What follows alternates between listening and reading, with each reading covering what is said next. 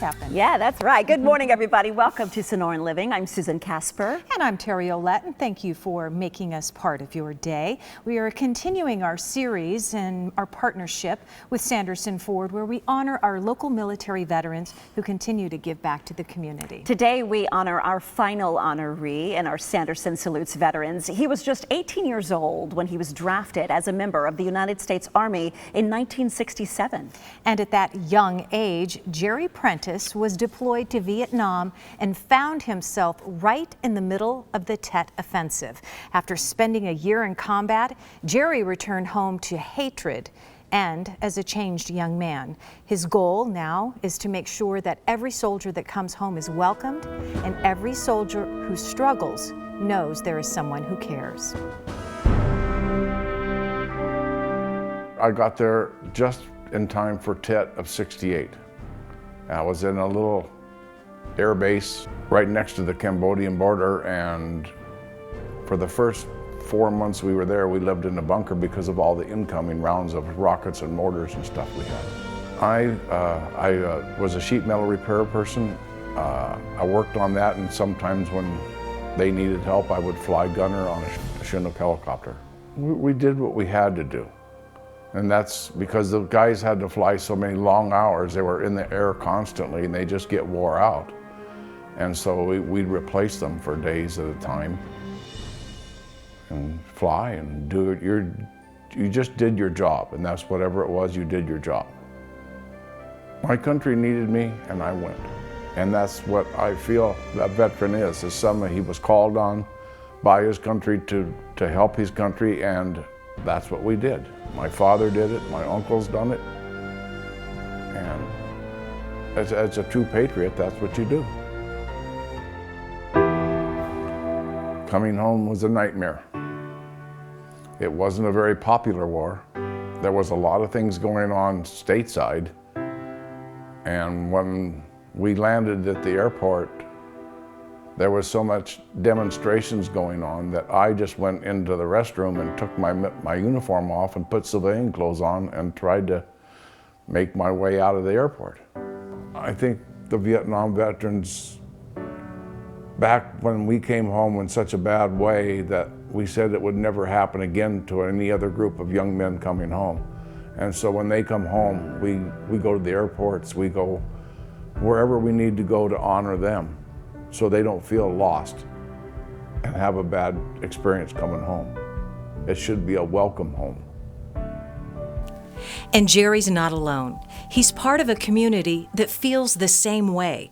The Combat Veterans Motorcycle Association, who go above and beyond the call of duty to take care of their own. There's over 18,000 of us combat veterans. Now we're worldwide. We're a group of people that have two things in common. We ride motorcycles, and we're all combat veterans. And our motto is vets helping other vets.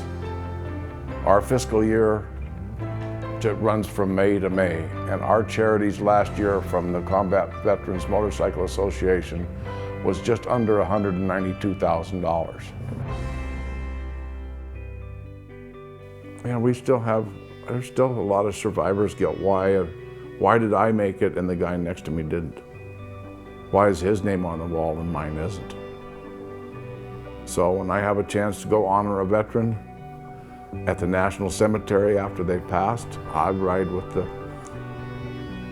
Patriot Guards, and we honor every veteran in any way we can. And that means helping Vietnam vets deal with one of the most emotionally challenging events they will ever face since coming home: visiting the wall.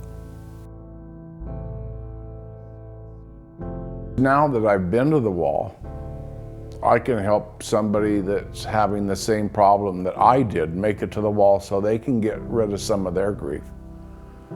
I've taken people to the wall that had 50 names on the wall that were friends of theirs. So it becomes a real chore, emotionally, because each time it's an emotional thing for you as well as for the person that you're going with.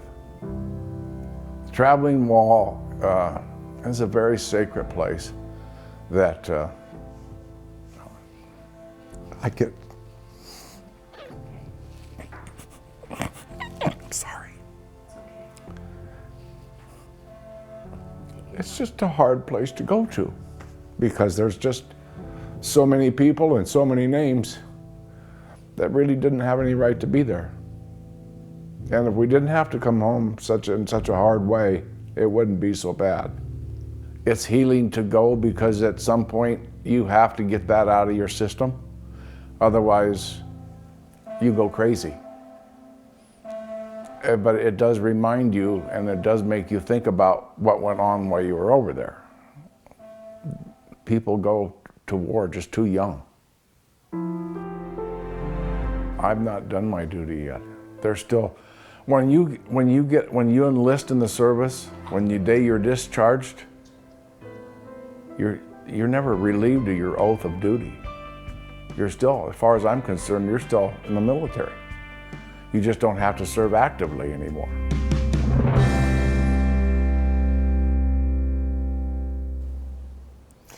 And I want to share this picture with you here. Jerry's wife, Shelley, is actually the one who nominated Jerry for this honor. She is extremely supportive and a loving wife, and she even rides motorcycles with him. We took this picture together after the interview. Jerry couldn't be here today because his daughter is having a baby, so congratulations to them. But of course, Sanderson Ford and ABC15 will present Jerry with a $500 Visa gift card.